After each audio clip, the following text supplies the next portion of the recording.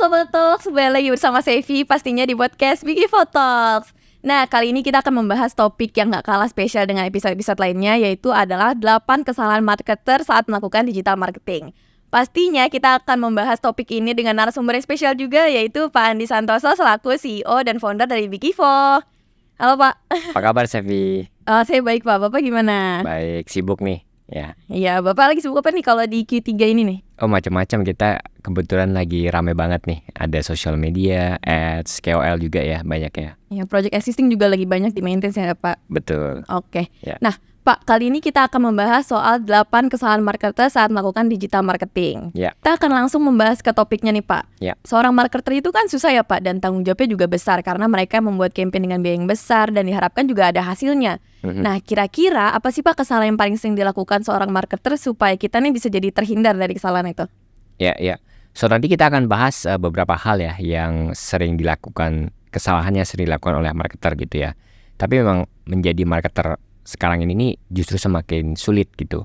Memang kecanggihan teknologi itu banyak hal yang memudahkan lah ya gitu. Tapi dengan banyaknya teknologi atau media itu juga customer atau target market kita itu semakin tersegmentasi gitu ya. Jadi kita harus benar-benar tahu platform atau targeting apa yang sesuai dengan campaign yang akan kita jalankan gitu. Oke. Nah, dari situ kira-kira yang paling utama itu kesalahannya biasanya apa Pak?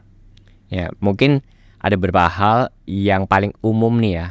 Itu ketika membuat campaign, marketer itu tidak menentukan goals dari awal gitu. Nah, kekurangannya adalah ketika marketer itu tidak menentukan goals dari awal, mereka akan bingung menentukan misalnya strategi apa, platform apa, atau targetingnya ke siapa gitu. Dan itu akan berpengaruh juga kepada hasilnya gitu. Karena kan semuanya itu harus ditentukan dari goal dari awal. Misalnya ya contohnya kita harus menentukan misalnya produknya itu benar-benar baru gitu ya. Artinya goalnya itu untuk membangun brand awareness kan gitu. Atau produknya itu sudah lama tapi hanya ingin launching karena sedang ada promosi gitu. Artinya goalnya itu meningkatkan sales. Nah nanti dari dua goals itu aja secara strategi, platform, targeting, dan lain-lain itu termasuk kreatifnya itu akan berbeda ya. Akan pasti jauh berbeda sih Pak, tergantung si objektif dari awalnya juga, goal yang akan mau di-achieve itu apa aja, jadinya message-nya juga pasti beda gitu kan. Ya. Nah, selanjutnya kesalahan apa lagi sih Pak yang biasa dilakukan seorang marketer? Oke, selain tidak menentukan goals tadi ya, itu ada juga yang salah menentukan goals. Nah tadi kan saya udah mention, misalnya kita as a marketer tuh harus tahu nih kondisi produk atau service yang sedang akan kita bikin campaign-nya gitu. Contoh misalnya produk yang baru launching tadi, artinya memang kita harus tahu bahwa goals-nya itu membangun brand awareness gitu. Tapi kalau misalnya produknya itu baru dan goal-nya itu let's say ingin langsung meningkatkan sales, itu akan lebih challenging gitu. Memang kalau di digital marketing itu bisa melakukan 2 campaign atau bahkan 3 campaign sekaligus, misalnya membangun awareness, edukasi atau sales gitu ya, itu bisa berjalan. Tapi idealnya tetap ada funnelnya, tetap ada tahapannya. Jadi kan kebayang nih Chef, misalnya ada produk baru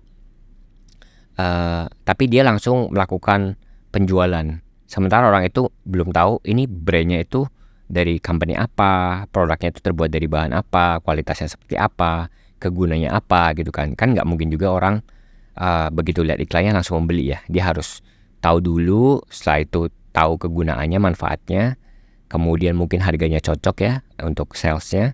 Nah baru orang itu baru decide untuk beli ya. Jadi kalau salah menentukan goal dari kondisi tadi ya, itu fatal sih ya. Oke. Nah setelah kita bikin goalnya, setelah target dari goal marketing itu apa lagi Pak? Ya, mungkin yang umum juga adalah ketika membuat campaign, marketer itu tidak menentukan budget. Nah padahal tuh budget itu pondasi awal tuh. Ibaratnya tuh ketika ingin melakukan marketing itu seperti kita mau membeli mobil, Chef. Jadi mau mobil yang murah sampai yang mahal atau unlimited itu ada. Nah ketika tidak menentukan budget marketing, dari tim ataupun dari marketer itu sendiri akan bingung mulainya itu dari mana gitu. Sementara kan kita tahu strategi, eksekusi, kreatif ya kan, atau activationnya itu kan berasal dari budget gitu kan. Misalnya kita punya budget yang, sebuah brand tuh punya budget yang cukup. Nah, jadi kita bisa membuat strategi itu yang lebih grand. Kita bisa pakai brand ambassador yang let's say levelnya selebriti. Kita bisa beriklan di media platform yang lebih besar, lebih banyak, lebih sering ya kan. Kita juga bisa bikin kreatif yang luar biasa lah gitu. Tapi kalau budgetnya itu hanya cukup gitu ya, mungkin kita bisa prioritaskan platform atau strategi apa yang lebih cocok untuk saat itu ya gitu. Oke, berarti emang budget ini menentukan ya Pak, sangat krusial banget berarti ya si budget ini. Nah, Ya. Setelah budget itu biasanya ada kesalahan apa lagi Pak yang sering dilakukan sama seorang marketer? Ya, yang lain itu mungkin ada biasanya itu marketer itu karena mungkin banyak kompetitor, ada kompetitor yang kuat, mereka itu latah, jadi ingin mengikuti strategi marketing dari kompetitor lain. Nah, contohnya itu kalau dulu itu yang sering terjadi adalah strategi dari telco, ya kan? Telco yang satu mengeluarkan campaign tentang misalnya turun harga gitu ya, pasti telco berikutnya itu turun harga juga. Lalu nextnya itu mungkin yang sering kita lihat dulu ada e-commerce ya kan, ada 2 e-commerce yang saling kompetisi. Satu pakai artis Korea, nah satunya juga lagi keluarin juga artis Korea lagi. Atau mungkin yang sekarang banyak skincare ya kan, skincare karena produknya banyak dan kompetitif. Mereka juga saling copy-copyan. Nah sebenarnya itu strategi yang buruk sebenarnya. Karena kalau kita hanya mengcopy strategi marketing dari kompetitor, itu kita nggak tahu tuh sebenarnya keadaan mereka itu seperti apa, kan pasti berbeda ya. Beda. Ya. Yang kedua itu resource-nya kan juga pasti berbeda kan. Dan sebenarnya hasilnya juga kan kita nggak tahu ya. Jadi kebayang nggak kalau misalnya ada kompetitor bikin strategi marketing, padahal tuh hasilnya jelek atau fail. Tapi karena latah, si brand kita itu malah ngikutin gitu kan. Jadi kan malah rugi ya kitanya ya. Iya, jadi nggak ada ciri khas juga sih Pak kalau misalkan kita copy paste dari strategi marketing orang lain gitu kan. Betul. Ternyata emang juga bahaya kalau misalkan kita copy paste strategi marketing kompetitor. Nah, setelah itu lanjut kesalahan yang lain ada lagi Pak? Ada mungkin seperti misalnya biasanya tuh di marketing tuh ada tren ya kan. Misalnya sedang tren menggunakan dulu itu tadi selebriti dari Korea gitu ya. Kemudian brand yang sejenis itu berbondong-bondong atau menggunakan KOL misalnya ya. Atau kita pernah lihat juga case dulu ada tren di mana beberapa produk lokal tapi mereka melakukan campaign marketing di luar, pasang billboard di Times Square, New York gitu kan. Karena hanya tren, banyak brand tuh mungkin ada 5 atau 10 gitu ya, itu mengikuti tren tersebut. Padahal secara objektif itu kan kurang masuk akal ya. Karena kan secara produknya itu mereka lokal. Produknya itu tidak dijual di sana gitu. Untuk membangun brand awareness di New York juga tidak ada gunanya sebenarnya. Tapi karena hanya mengikuti tren atau mungkin prestige gitu ya. Jadi akhirnya ya mungkin kurang tepat sih. Seperti itu. Oke, iya sih Pak, sebenarnya itu juga bisa jadi over proud gitu sih. Karena kan Ya. targetnya pasti orang-orang Indonesia dulu kan untuk Betul. brand-brand ini, tapi malah pasang di sana. Oke, nah setelah itu biasanya kalau kita terlalu ngikutin tren marketing, bisa nggak sih dampak seperti apa untuk brand itu sendiri? Ya tadi sih kembali lagi kalau kita hanya mengikuti tren tanpa melihat keadaan atau kebutuhan dari goal bisnisnya brand itu sendiri, itu bisa akan salah dari sisi resultnya gitu. Biasanya itu tidak inline dengan bisnis kita gitu. Nah kesalahan lain itu juga ada marketer yang mungkin karena mereka pikir tuh digital market tuh hanya 1 atau 2 strategi saja. Contoh ya misalnya yang sekarang kan yang lagi ngetrend tuh KOL gitu kan. Dan biasanya itu ketika orang punya brand, kalau bilang ayo kita ngelakuin digital marketing, dan mereka yang akan lakukan tuh ya udah mereka akan hire KOL untuk memasarkan produk-produk mereka gitu kan. Tapi sebenarnya digital marketing itu kan banyak ya channelnya, dan perjalanan seseorang dari tahu brand tersebut, mengerti sampai akhirnya mendesain untuk membeli itu panjang gitu.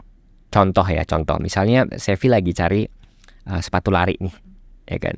Misalnya lagi lari, sepatunya rusak gitu. Nah Sevi kan mau beli nih, tapi kan Sevi nggak langsung ke e-commerce terus langsung pilih sepatu langsung beli gitu kan. Biasanya kan nggak secepat itu kan, nggak mungkin 1-2 kali langsung Ada gitu kan. compare dengan toko lain juga, dengan merek lain juga, terus juga lihat dari review KOL itu gitu kan. Ya betul, pasti yang pertama mungkin saya cari tuh di Google Search ya, sepatu terbaik.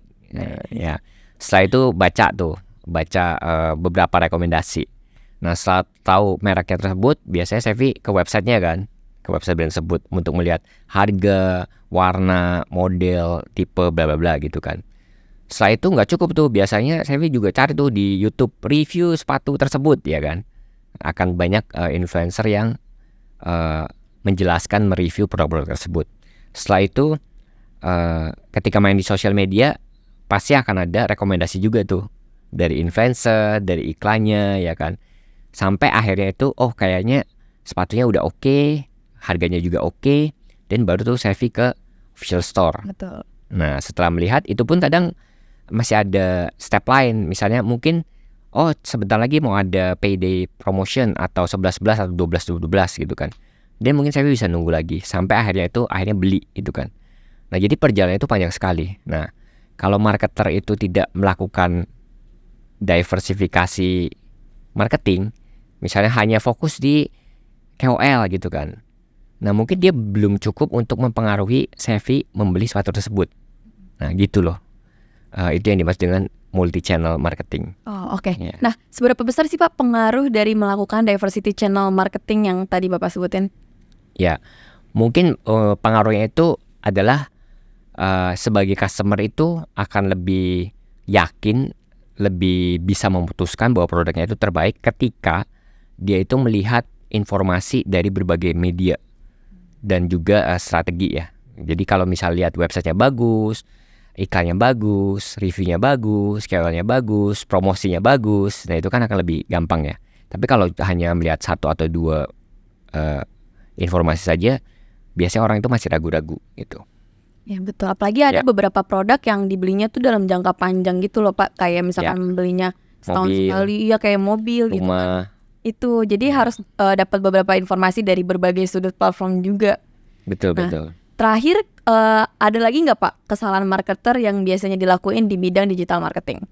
Nah biasanya itu karena digital itu kan biasanya itu kan semuanya itu hampir bisa diukur. Nah di digital itu ada yang istilahnya namanya ROAS, Return on Advertising Spend gitu.